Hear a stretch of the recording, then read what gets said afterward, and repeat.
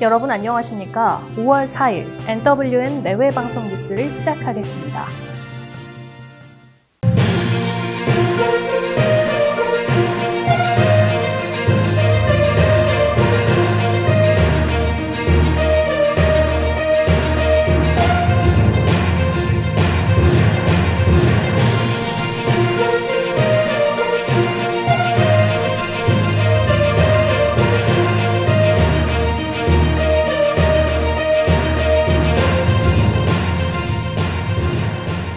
네, 지난주 수요일 경기도 이천 물류창고 공사 현장에 화재가 나 현장에 있던 근로자 38명이 목숨을 잃었고 10명의 부상자가 발생했죠.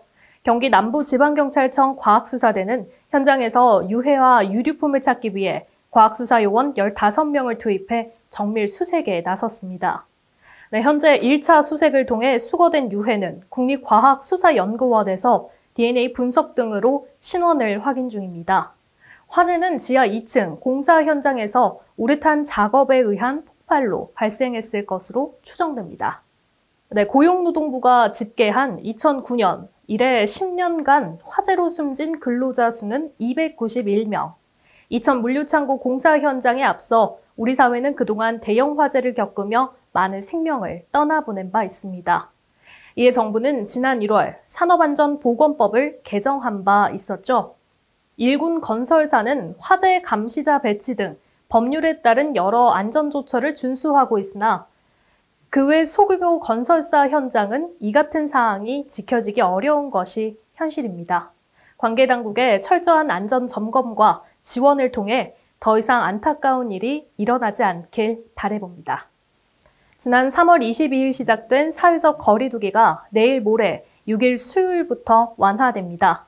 사회적 거리두기 이후 45일 만에 일상생활과 감염 예방 활동을 병행하는 생활 속 거리두기가 시행되는 건데요. 이 같은 조치는 사회적 거리두기를 연장했던 지난달 19일 전후를 비교해보면 신규 확진자가 2주 만에 35명 안팎에서 9명으로 줄어드는 등 이제는 대체로 방역망 내에서 통제가 되고 있다는 판단입니다. 네, 회식과 모임, 외출이 원칙적으로 허용되고 공공시설도 단계적으로 운영이 재개됩니다. 이번 연휴 기간 확진자 추이를 지켜본 뒤 현재 심각 단계인 위기 단계도 조정될 것으로 전망됩니다. 다만 방역 당국이 감염 통제 상황을 주기적으로 평가해 생활 속 거리두기만으론 부족하다고 판단되면 언제든 다시 이전 조치로 돌아갈 수도 있습니다. 네, 하지만 일부 전문가들은 생활 속 거리두기의 기준이 모호하고 자칫 코로나19가 종식됐다는 인식을 줄 수 있다는 우려를 표했습니다. 네, 행정안전부는 오늘부터 기초생계급여, 장애인연금, 수급가구 등 시급한 지원이 필요한 계층을 대상으로 긴급 재난지원금을 지급한다고 밝혔습니다. 우선 지급 대상은 당장 생활자금이 필요한 저소득층 280만 가구로 세대주와 세대원이 모두 기초생활보장급여나 장애인연금을 받는 경우입니다. 따로 신청서를 내지 않아도 복지급여 계좌에 돈이 바로 입금됩니다. 현금 수급 대상임에도 불구하고 계좌 해지 등 지급계좌에 문제가 있어 현금 수령이 안 될 경우 관할 지자체에서 오류 계좌를 신속하게 검증해 오는 8일까지 현금 지급이 완료될 예정입니다. 네, 다음 주 월요일부터 정부가 주는 긴급 재난지원금을 조회하고 신청할 수 있게 됐죠. 재난지원금에 대한 조회는 지자체 홈페이지를 통해 가능한데 접속자가 몰리는 것을 방지하기 위해 공적 마스크 구매처럼 요일제를 적용합니다. 지원금은 카드 포인트 형태, 지역사랑 상품권과 선불 카드 형태로 지원받을 수 있고 카드사 홈페이지, 연계은행의 영업점에서 신청하면 됩니다. 또 지자체 홈페이지 또는 읍면동 주민센터에서 신청할 수 있습니다. 이번 지원금은 소비 촉구와 지역경제 활성화라는 목적을 위해 백화점과 대형마트, 온라인 쇼핑몰과 유흥업소 등에선 사용할 수 없습니다. 또 8월 31일까지 약 3개월간 사용할 수 있지만 사용하지 않은 잔액은 국가와 자치단체로 환수됩니다. 한편 정부는 석 달 내 지원금을 신청하지 않으면 기부로 간주한다면서 신청 시 일부 금액의 기부도 가능하다고 밝혔습니다. 코로나19 여파로 초중고등학교는 등교 대신 온라인 개학을 했죠. 정부가 직장과 학교 등에서 일상생활을 재개하면서 생활 속 거리 두기를 실천하기로 결정하면서 많은 학부모들이 아이들 개학에 관심을 가지실 텐데요. 교육부가 코로나19 여파로 2달 넘게 미루고 있는 초중고등학교 등교 수업을 언제 어떻게 시작할지 4일 오후 발표할 예정입니다. 교육부는 셋째 주부터 입시를 앞둔 고등학교 3학년과 중학교 3학년 학생들부터 순차적으로 등교하는 방안을 고려하고 있는 것으로 알려졌습니다.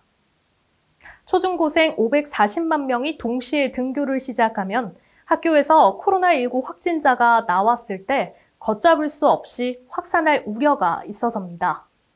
다만 이번 연휴로 인한 감염 발생 상황과 잠복기를 고려해 14일 동안 지켜볼 필요가 있다는 의견이 있어 교육부가 어떤 결정을 내릴지 관심이 주목됩니다. 네, 각종 사망설에 휩싸였던 북한 김정은 국무위원장이 5월 1일 노동절에 평안남도 순천 인비료 공장 준공식에 참석하면서 공개 활동을 재개했습니다. 김 위원장이 건강 이상설 후 가장 먼저 순천 인비료 공장을 찾은 것은 코로나 장기화로 인한 경제 위축을 자력으로 돌파하겠다는 의지로 해석해 볼 수 있습니다. 한편 김정은 북한 국무위원장의 사망설을 강하게 주장했던 미래통합당 태영호, 미래한국당 지성호 당선자의 무분별한 언행에 대한 비판이 끊이지 않고 있습니다. 더불어민주당 김부겸 의원은 페이스북을 통해 이들에게 국방위원회나 정보위원회에는 절대 들어가지 말아달라고 당부했고 미래통합당 김세원 의원도 두 당선자에게 공식 사과를 요구했습니다. 태 당선인은 여야를 막론하고 비판론이 점처럼 수그러들지 않자 4일 입장문을 통해 사과의 뜻을 전했습니다. 네, 총선 참패 후 당 재건 방안을 놓고 난항을 겪고 있는 미래통합당은 오는 8일 원내대표 경선을 치릅니다. 20대 국회에서 4선 이상 고지를 달성한 미래통합당 중진 의원들이 어제 저녁 여의도의 한 식당에 모였습니다. 만찬에 참여한 통합당 서병수, 정진석, 조경태, 주호영 의원 등은 닷새 앞둔 원내대표 경선이 후보 난립과 당권 다툼으로 변질되지 않기 위해 공정한 경선 환경을 조성하자며 의견을 모았습니다.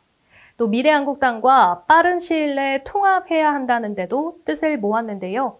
만약 미래통합당과 미래한국당이 통합한다면 거대 여당을 견제할 수 있는 힘은 배가 됩니다.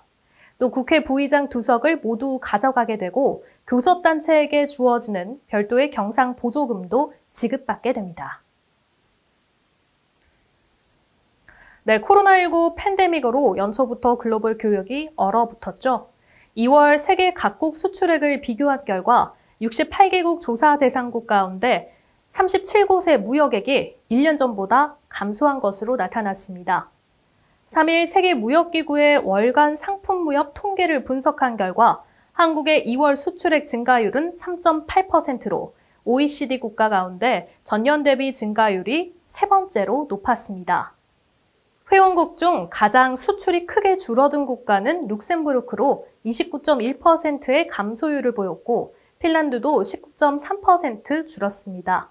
아일랜드와 에스토니아도 각각 12.2%, 10%의 두 자릿수 감소세를 기록하며 유럽 주요국의 수출 감소를 나타냈습니다. 한국은 코로나 모범 대응국이란 평가와 더불어 2월 수출액도 주요 선진국이나 주변국과 비교해 선방한 모습을 보였습니다. 네, 얼마 전 불거진 N번방 사건으로 미성년자 성착취물 유포가 우리 사회의 또 다른 문제점으로 떠올랐습니다. N번방 사건의 원조로 볼 수 있는 웰컴 투 비디오 사건 기억하시나요?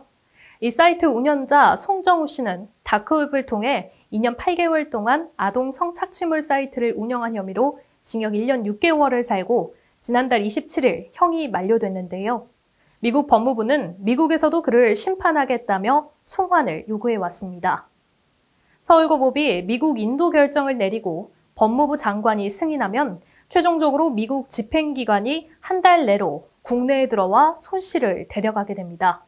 서울고법은 6월 말 전까지 손 씨에 대한 인도적 허가, 또는 청구 각하 결정을 내릴 것으로 예상됩니다.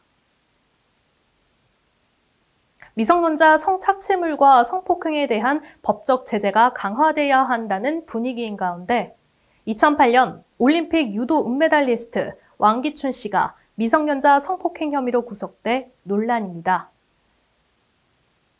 대구지방경찰청은 지난 3월 고소장이 접수돼 수사 중이라고 밝히며 2일 왕기춘 씨를 구속했다고 밝혔습니다. 피해자가 미성년자고 2차 피해 가능성이 커 사건의 자세한 개요를 밝히진 않았습니다.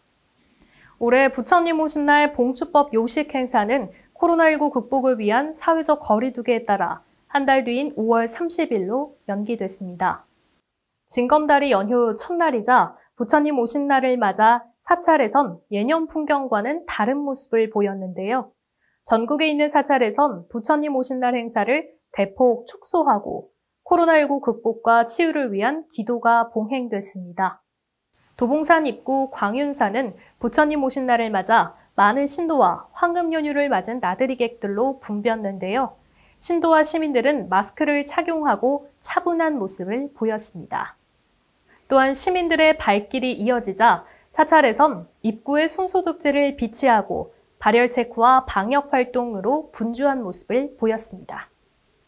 전국이 낮 기온 25도 이상을 기록하며 초여름 날씨를 보이겠습니다. 서울과 경기, 강원도 일부 지역에는 건조특보가 발효되어 있는 만큼 화재 예방에 유의하시기 바랍니다.